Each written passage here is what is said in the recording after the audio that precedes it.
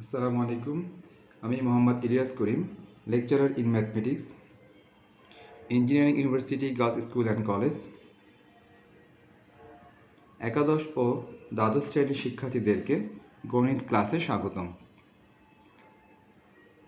আজ আমরা math second paper chapter 4 lecture 14 চলো শুরু করা যাক। শিক্ষার্থীরা, তোমরা দেখতে পাচ্ছ আমরা 43 নাম্বার ম্যাথ দিয়ে শুরু করি। এখানে কোশ্চেন লেখা আছে, তোমরা পড়ার চেষ্টা করো। দেখো, কোশ্চেনে বলা আছে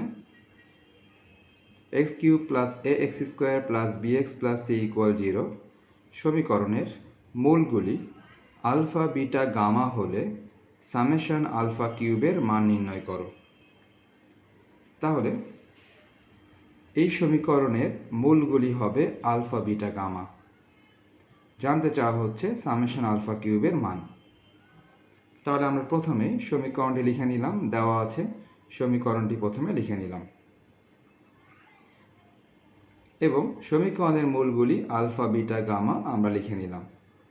এখন যারা আগের ক্লাসগুলি করেছ তাদের আশা করি মনে আছে যে তিনটি মূলের সাহায্যে আমরা তিনটি ইনফরমেশন পেয়ে থাকি।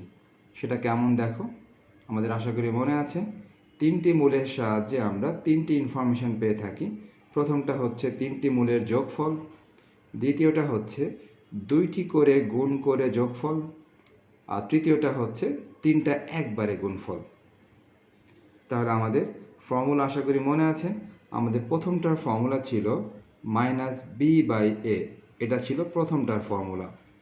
আমাদের পরেরটার ফর্মুলা ছিল c/a, অ্যান্ড ফাইনালি লাস্টেরটার ফর্মুলা ছিল -d/a।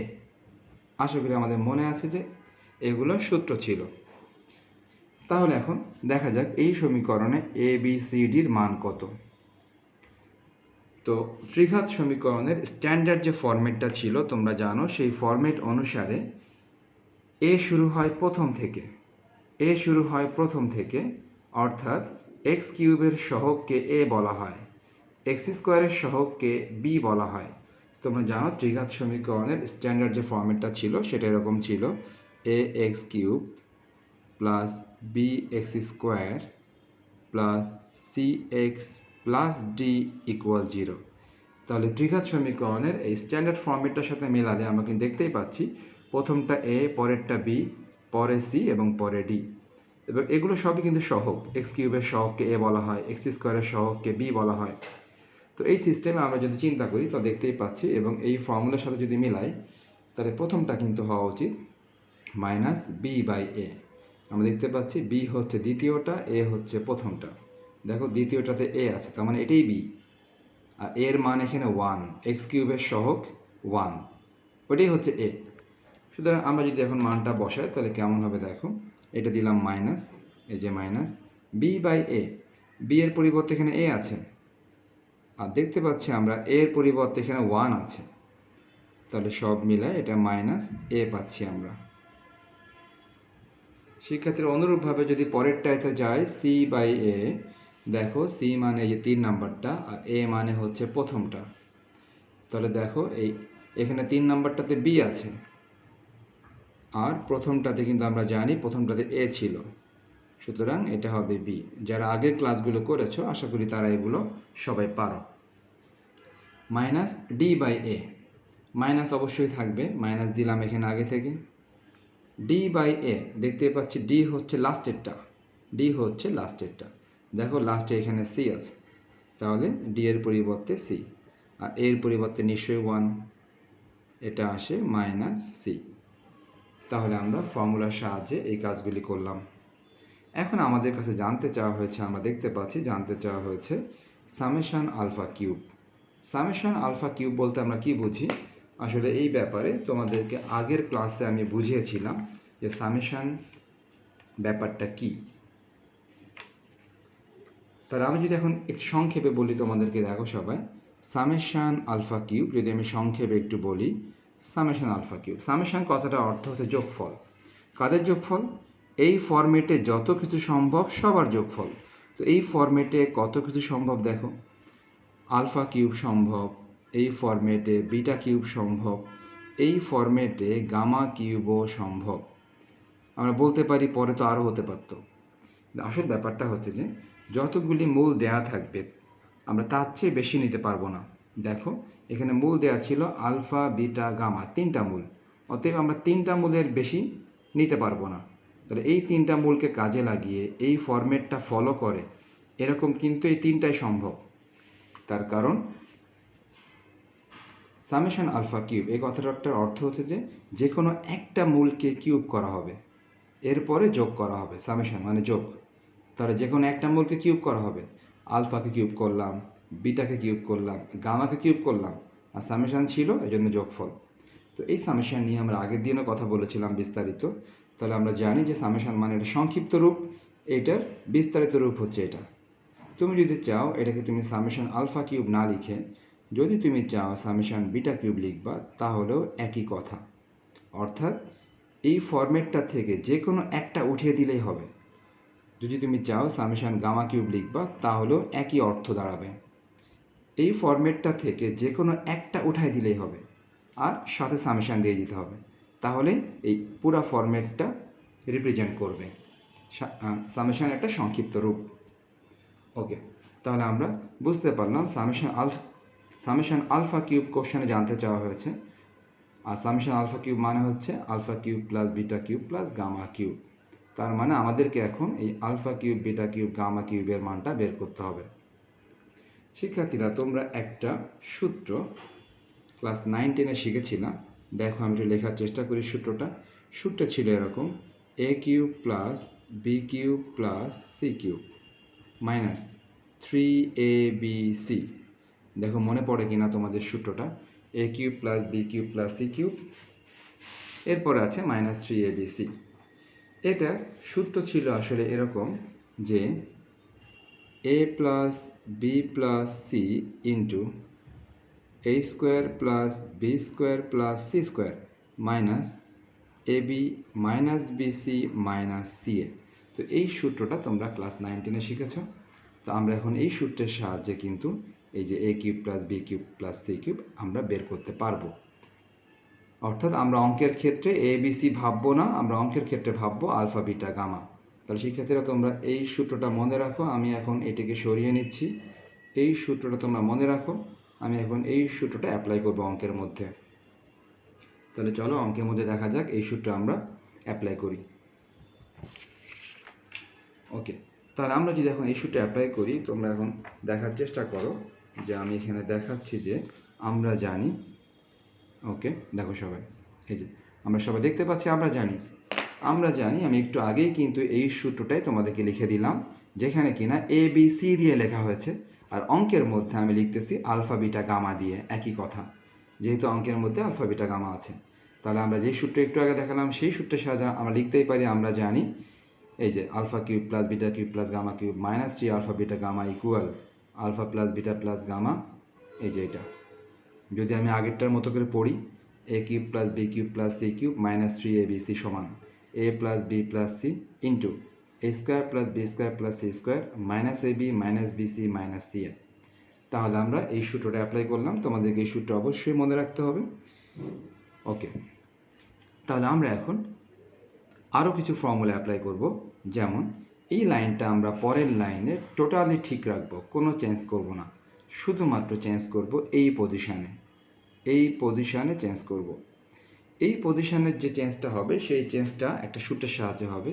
তো সেই সূত্রটাও আমি যদি একটু লিখি, তোমরা দেখো আমরা কিন্তু এই সূত্র জানতাম যে a square plus B square plus C square. এটা সূত্র ছিল a plus B plus C whole square minus 2ab minus 2bc minus 2ca। তোমরা 9-10-এ এই সূত্র তোমরা শিখেছ। a square plus B square plus C স্কোয়ারের সূত্র হচ্ছে এটা। আমরা এখন এই সূত্রে অ্যাপ্লাই করবো কোথায়? এই পজিশানে। দেখো এটাকে a স্কোয়ার ভাবা যায়, এটাকে বি স্কোয়ার ভাবা যায়, এটাকে সি স্কোয়ার ভাবা যায়। শুধুমাত্র প্রথম এই তিনটা, পরেরটা না, পরেরটা যেমন থাকবে তেমনই থাকবে। শুধুমাত্র প্রথম এই তিনটার জন্য আমরা সূত্র অ্যাপ্লাই করব এই যে এই সূত্রটা। তাহলে আমি দেখানোর চেষ্টা করি যে পরবর্তীতে এই সূত্র অ্যাপ্লাই করা হয়েছে। শিক্ষার্থীরা তোমরা নিশ্চয়ই দেখতে পাচ্ছ। দেখো সবাই, এই যে পরে যা ছিল সবই ঠিক আছে, শুধুমাত্র এই যে a square plus B square plus C square, যার সূত্র a plus B plus C whole square minus 2ab minus 2bc minus 2ca, একটু আগেই দেখালাম এই সূত্রটা। তাহলে আমরা এই সূত্রটা শুধুমাত্র এইটুকুর জন্য আমরা অ্যাপ্লাই করলাম এই সূত্রটা। তাহলে শিক্ষার্থীরা আমাদের বাকি অংশ কোথায় গেল? এই অংশটা কোথায় গেল? এই অংশ অবশ্যই থাকবে। তো দেখো এই অংশটা আমরা লিখে রেখেছি নিচে, দেখো সবাই নিশ্চয়ই দেখতে পাচ্ছ। এই অংশটা এই যে লিখে রাখা হয়েছে। সুতরাং প্রথম এই তিনটার ফর্মুলা হচ্ছে এই এতটুকু, বাকি এই তিনটা দেখো নিচে লিখে রাখা হয়েছে এই তিনটা। ওকে, আমরা এখন ক্যালকুলেশন করব। তো ক্যালকুলেশানে আমরা দেখতেই পাচ্ছি নিশ্চয়ই এই যে -2 alpha beta minus alpha beta, নিশ্চয়ই 3 আলফা বিটা হয়ে যাবে, -2 beta gamma minus beta gamma, -3 beta gamma এবং -2 gamma alpha minus gamma alpha, যোগ বিয়োগ করলে হবে -3 গামা আলফা। তাহলে আমরা এখন এই অংশটুকু যোগ করে দিয়ে কিন্তু প্রত্যেকটা 3টা করে হয়ে যাচ্ছে, প্রত্যেকটা 3টা করে হয়ে যাচ্ছে। দেখো সবাই, আমি যাচ্ছি পরের লাইনে, দেখতে পাচ্ছি নিশ্চয়ই আমরা পরের লাইনে। এখানে সব কিছু ঠিক আছে, সব কিছু আগেরটাই আছে, শুধুমাত্র এটা যোগ করে 3 লেখা হয়েছে, এটা যোগ করে 3, এটাও যোগ করে 3 লেখা হয়েছে, আর সব কিছু আগের মতোই আছে। আমরা এখন পরের লাইনে কি করতে পারি? আমরা এখন পরের লাইনে নিশ্চয়ই এখান থেকে 3 কমন নিতে পারি। তাহলে আমরা এখন এখান থেকে -3টা কমন নিব, বাকি সবাই ঠিক থাকবে। চলো দেখা যাক তাহলে। নিশ্চয়ই দেখতে পাচ্ছি আমরা এই লাইনে এই যে আমরা বাম দিকের এই অংশটা আর একবার লিখে নিয়েছি, বাম দিকের এই অংশটা আমরা আর একবার লিখে নিয়েছি। ডান দিকে সব কিছু আগের মতোই আছে, শুধুমাত্র এই পজিশানে -3 কমন নেওয়া হয়েছে। এখান থেকে -3 কমন নিলে এটা আসে। তাহলে শিক্ষার্থীরা এখন আমাদেরকে মান বসাতে হবে। তাহলে আমরা যদি এখন মান বসাতে চাই, দেখো তোমরা আমাদের উপরে কিন্তু সবগুলো মান আছে। দেখো এই যে alpha beta gamma, alpha plus beta plus gamma এবং alpha beta beta gamma gamma alpha, এই 3টা মানই কিন্তু আমাদের উপরে আছে। দেখো এই যে 3টা মানই কিন্তু আমাদের উপরে জানা আছে। তাহলে আমরা এখন উপর থেকে মানগুলি বসিয়ে দিব। তাহলে চলো মান বসানো যাক। দেখো সবাই, আমরা দেখতে পাচ্ছি নিশ্চয়ই এই যে আলফা বিটা গামা এটুকুর মান উপর থেকে -c পেয়েছি, alpha plus beta plus gamma এটুকুর মান -a, এটুকুর মান -a, alpha beta beta gamma gamma alpha এটুকুর মান হচ্ছে শুধু b। দেখো এই যে আমরা 3টা মান ছিল, প্রথমটার মান ছিল -a, এটার মান ছিল হচ্ছে b, এটার মান ছিল হচ্ছে -c। তো আমরা এই 3টা মান খুবই কেয়ারফুলি এই 3টা মান আমরা এখানে বসিয়েছি। তাহলে তোমরা মান বসানো দেখলেই বুঝতে পারবে, বাকি অংশ শুধুই ক্যালকুলেশন। তাহলে আমি ক্যালকুলেশনটা খুব দ্রুত বলে যাই, তোমরা দেখো দেখতে পাচ্ছি নিশ্চয়ই এই যে এখানে -a প্লাস 3c হয়ে গেল। ডান দিকে আমরা এই এটা যদি ভিতরে গুণ করে দিই, তাহলে এটা হবে -a cube, -a plus 3ab, আর এই যে প্লাস 3c ছিল, প্লাস 3c যদি ডান দিকে চলে যায় তাহলে এটা হয়ে যাবে -3c। তাহলে আমরা ক্যালকুলেশন আশা করি সবাই বুঝতে পারবো। আমরা কিন্তু প্রথমেই বলেছিলাম যে alpha cube plus beta cube plus gamma cube যে কথা, সামেশন আলফা কিউব একই কথা। এটা কিন্তু আমাদেরকে প্রথমেই বলেছিলাম। সামেশন আলফা কিউব মানেই হচ্ছে alpha cube plus beta cube plus gamma cube, আর ডান দিকে আমরা এই মানটা পেলাম।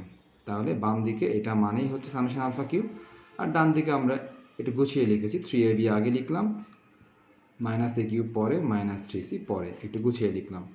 এটাই হচ্ছে আমাদের এই অঙ্কের আনসার। তো শিক্ষার্থীরা তোমাদের জন্য একটি হোমওয়ার্ক থাকবে, 42-এর 2 নাম্বার। 42-এর 2 নাম্বার তোমাদের জন্য হোমওয়ার্ক থাকবে। তো এই হোমওয়ার্কটি তোমরা অবশ্যই করবে ঠিকমতো।